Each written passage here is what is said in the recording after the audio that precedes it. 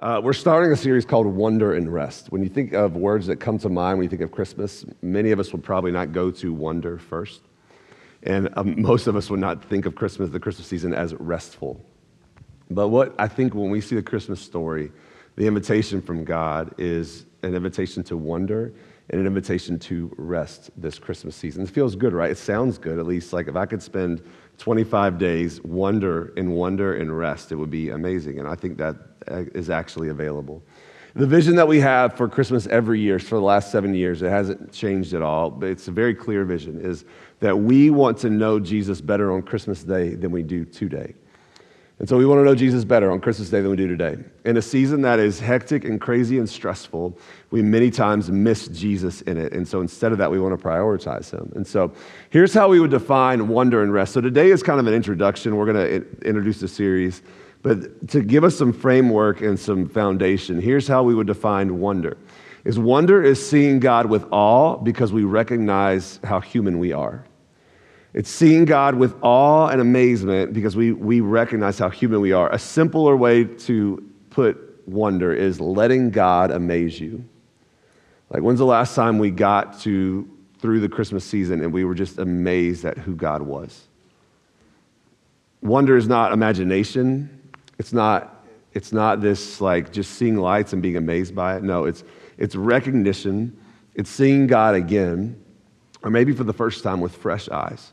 It's a wonder. And then rest, how we define it, is trusting God enough to let your soul breathe under his care and leadership. So rest is not naps, although I hope you get all the Christmas naps. I hope we all do. Rest is actually trusting God enough to let your soul breathe under his care and leadership. Another way to say it is this, is letting God hold what you can't. What if you let God hold what you can't this Christmas season? Rest is trust that lets your soul breathe. It's not inactivity and it's not laziness. We'll talk about that today. It's relational trust. It's letting God hold what you can't. Wonder lifts your eyes to who God is, and rest anchors our souls in what God does. And so today is kind of an introduction to this. We're going to kind of be all over the place, but our narrative is going to be Luke chapter 2, if you want to turn there in your Bibles. If not, it's going to be on the screen as well. So wonder and rest. Let's actually talk about rest first. Yeah, so I think rest is probably something that comes harder for me, and so thank you for choosing that for me to talk about. I got you. No, but it was good for me to really, dive into and think through and talk about, especially for me personally. And physical rest isn't necessarily hard for me, like sleeping or anything like that. I feel like for me it's more, mental rest. Yeah. But I do feel like as a whole, we as the world have lost our ability to truly rest. I think majority of us, if you poll, people, a lot of times they're going to say, I'm just so tired, or, I'm exhausted, or there's just not enough time, and it goes on and on and on. And I think that doesn't necessarily point to physical exhaustion, but I think it's actually pointing to a deeper exhaustion, which is a soul tired, where we can feel tired in our soul. And I think there's two reasons that we can feel that. The first one is we live in a broken world, right? We know that when sin entered the world, it didn't just affect us as humans, but it affected all of creation, right? So this world we live in is broken. It's exhausting. We don't face a day without seeing the effects of sin somewhere, or seeing sadness, or seeing loss, or sickness, or death. It's all around us, right? Yeah. Sad information is at our fingertips whenever we want it, right? You can just scroll on the internet for just a little while, and it just can become overwhelming. So I think the world we live in can be exhausting. I also think that we personally live in a culture that promotes this exhaustion. I think we live in a culture that causes us to be overcommitted, overstimulated. There's always something at our fingertips, overwhelmed and under-rested. But I think the encouragement we have to remember is that Jesus knew that this would be the world that we live in, right? He knew what it was like to live in a world that's exhausting. So I love Jesus. I feel like he's super authentic, straightforward. So there's two promises that I want to look at that Jesus said himself, where you can see his understanding of this broken world we live in, but also the promises that are offered through him. So the first one is John 16:33. It says, I have said these things to you, that that in me you may have peace. In the world you will have tribulation, but take heart, I have overcome the world. So there's two promises we can see in that verse. Jesus tells us two promises that we will in fact have tribulation in the world. Yeah. It's not an if, it is a when, and that we all will have tribulation. But then the second is that in him we have peace in the midst of those tribulations. So two promises are found there. And then in Matthew 11:28, this gets a little more personal, Jesus speaking to our personal lives. He says, come to me, all who are weary and burdened, and I will give you rest. So again, we see two promises here. Jesus says that we all, that's all of us, will be weary and burdened. At some point in our life, you will feel weary and burdened. But he promises, the second promise, to give us rest, right? Jesus can be our peace in the midst of all that's going on, no matter what our circumstances look like. So at Christmas time, I feel like, this should be a time where we focus on peace on earth, right? There's several songs we can listen to with wonderful Christmas music. Peace on earth. Maybe not. Okay. That's not very peaceful. No, sorry, my bad. That didn't go as planned. No, but this is a time where we see signs, we see decorations, Yep. we hear songs where it talks about peace on earth. But I feel like oftentimes in the month of December, stress is actually more magnified, and the season of peace on earth actually turns into a season of pressure, Yep. right? And getting things done and checking the list, and then we get to January and we're like, what just happened, right? So, but this was never the heart of God. The promise of Christmas that he wanted to bring to us was peace, right? Yeah. Through his son Jesus, a time for us to slow down, to notice God moving. If you think through the Christmas story, we see God moving. We see him moving slowly, but intentionally. Yep. We see him moving quietly, but profoundly. And then we see him moving gently, but powerfully. So the first Christmas wasn't meant to produce chaos. It was actually meant to give us the gift of peace in the midst of chaos. So I think you think back to the first ever Christmas when Jesus was born. It was not a peaceful setting, right? If you read the Christmas story, it is not peace leading up to the birth of Jesus, right? Mary and Joseph are in fact on the run trying to find a place for her to have this baby because there's threats that a king wants to kill this baby, right?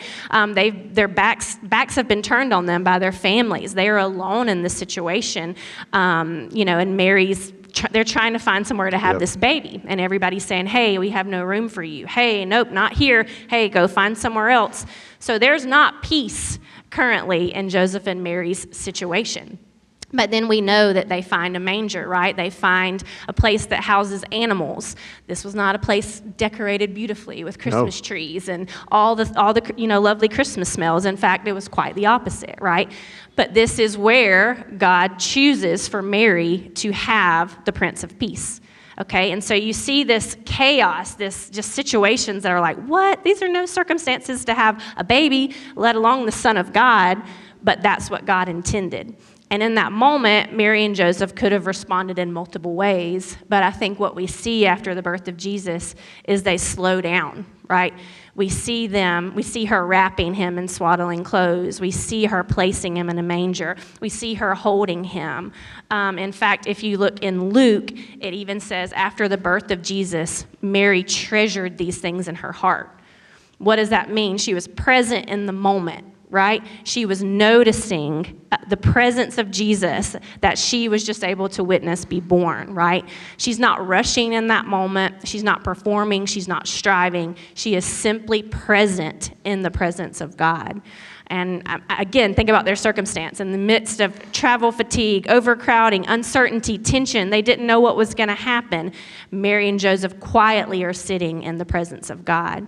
And I think that's what rest has to look like for us in the Christmas season, right? Things are going to be loud around us. Things are going to be chaotic around us. Our situations may not change during this time that's supposed to be about the Prince of Peace. But what we can do, right, is we can learn to sit in his presence. We can learn to quiet our souls. We can learn to focus on him so that we don't miss him in this loud season. Yeah, so we've lost our ability to rest, and then I think we've lost our wonder as well. I mean, when we think about, we live in a world that's grown bored with wonder or searching because we can access everything we think we need through technology. whether it's Google or ChatGPT or whatever, I mean, we can literally find the answer to anything that we want to find the answer to. And so because of that, we've grown numb to wonder, and we move so fast that we don't even notice anything sacred. I think back to the words of David in Psalm 8, 3, and 4, and this is what he says. I just think, what if we had this posture this Christmas? Here's what he says: when I look at your heavens, the works of your fingers, the moon and the stars, which you have set in place, what is man that you are mindful of him, and the son of man that you care for him? So David's just saying, when I see everything, I'm so amazed that then I begin to think, it puts it in perspective for me of how human I am. And God, how would you even be mindful of me with how vast and how big and how amazing that you are? And this Christmas, what if we didn't normalize blessings or dismiss the supernatural, but we actually welcomed it in, and we began to see things through David's eyes? David's basically saying that when we choose to wonder, it wakes our faith up. When we choose to wonder, it wakes our faith up. And the challenge and the problem is that we've traded awe for analysis and wonder for information. And so we think because we can retain a lot, that puts us in a proper perspective and posture with God. But when our wonder leaks, when we choose to not be amazed by God, who he is, what he's doing, faith becomes mechanical. So I just go through the motions. Maybe you feel like that right now. Like I'm just going through the motions. Like I'm trying to do this. I'm trying to feel God, experience God, but I'm just going through the motions right now. Well, maybe it's because we've traded this wonder for something else. Our faith becomes mechanical. Our worship becomes flat. And so we forget who we're worshiping. So we just sing songs, but we forget the one that we're singing them to. And life feels small. It becomes small. It feels like there's nothing bigger around us at all.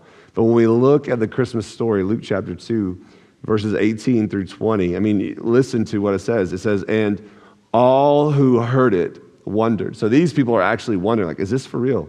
And what the shepherds told them. The shepherds have come and said that the Messiah has come, he's been born.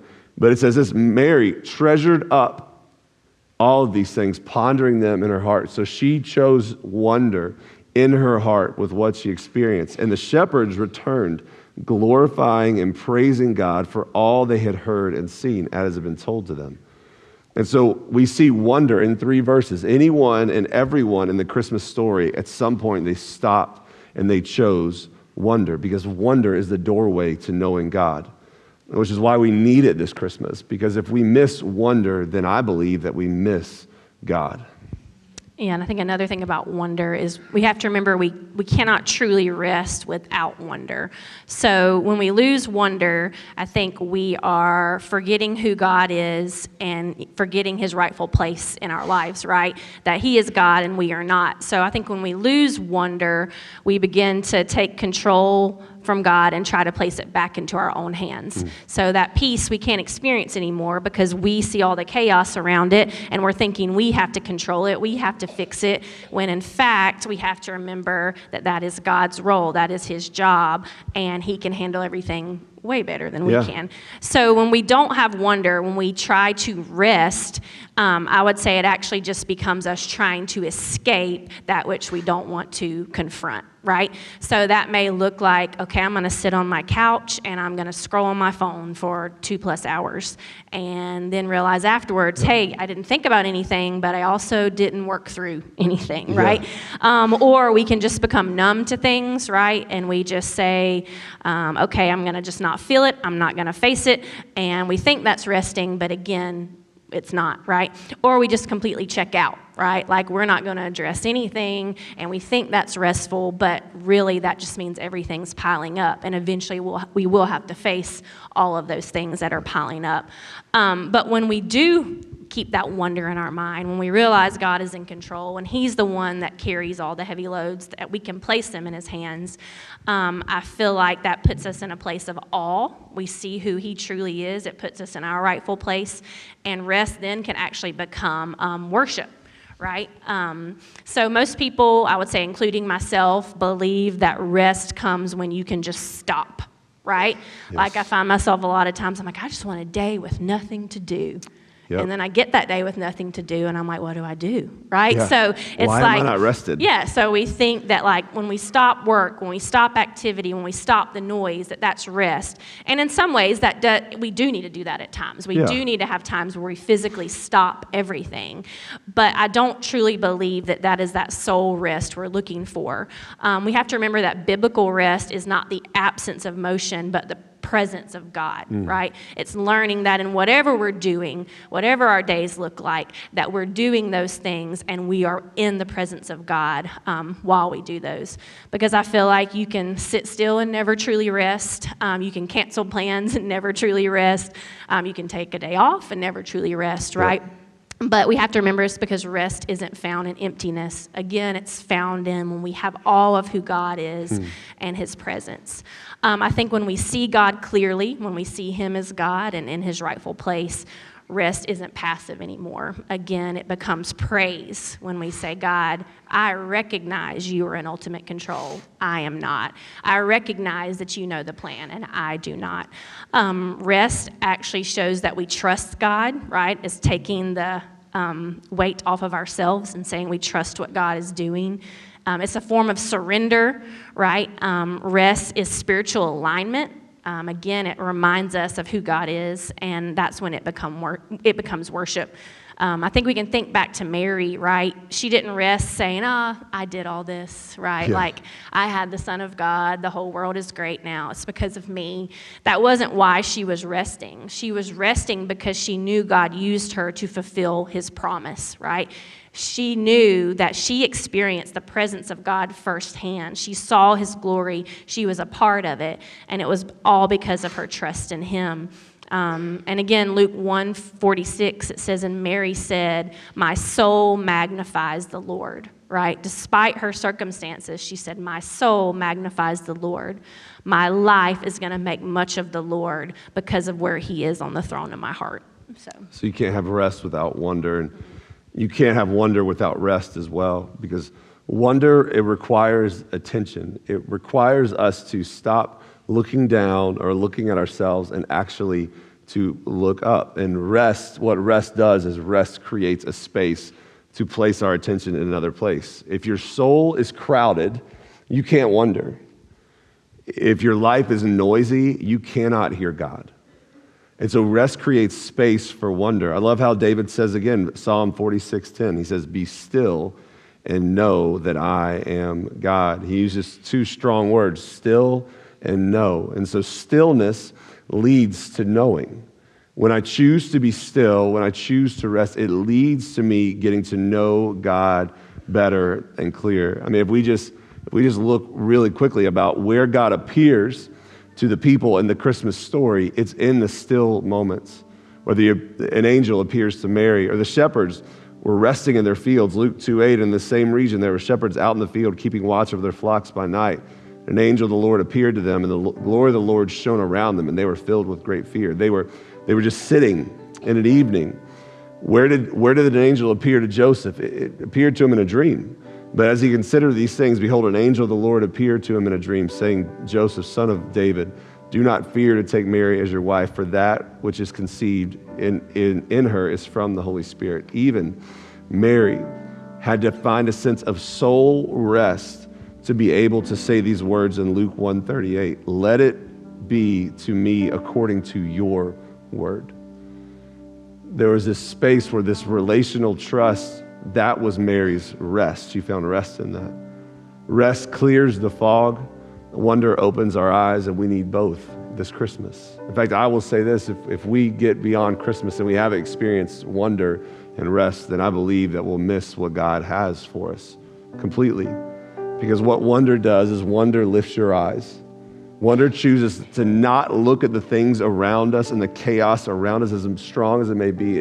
It chooses to look up to God, and rest, it settles our souls. It settles your soul. This is the invitation this Christmas, is to come and receive wonder, to come and receive rest. Ultimately, it's to come and receive Jesus, God with us, Emmanuel, this Christmas. So there's a couple ways that we're going to do this over the next few weeks. A couple things we're going to invite you into. One of them I'm going to go ahead and put up there I'm going to invite you to text WONDER to the number on the screen. What it's going to do today is it's going to put you in a group. Please text WONDER. Please text WONDER. You have to text the word WONDER. What you see there on the screen has to be texted in to put you in this group. I love you enough to stress that. What it's going to do today is it's automatically going to send you an invitation to join a 5-day devotional through the Bible plan that I'm going to host this week. And it's a scripture, it's a thought, and then there's a message board where we can all jump on and just share what that meant to us on that day. What we're going to do throughout the course of the month is we're going to send you some other things to invite you into as well. But that's the first one today, is just to text WONDER to 770-800-0765. And we're going to begin a journey the right way with the vision to know God better on Christmas Day than we do right now. But today I want to invite you to I want to ask you 2 simple questions. And so here's the first question. Where in your life have you been moving too fast to notice the presence of God? Where in your life have you been moving too fast to notice the presence of God? Maybe it's not a bad thing. It's a good thing. Maybe it is family. Maybe it's work. Work's not a bad thing. Work can be a good thing. But when we move too fast to recognize God, then we'll miss Him this Christmas. And that's not what He wants for us. Second question is this. What would it look like for you to let God amaze you and carry you this Christmas? Maybe even think one simple way. What could it look like to allow God to amaze you and carry you this Christmas?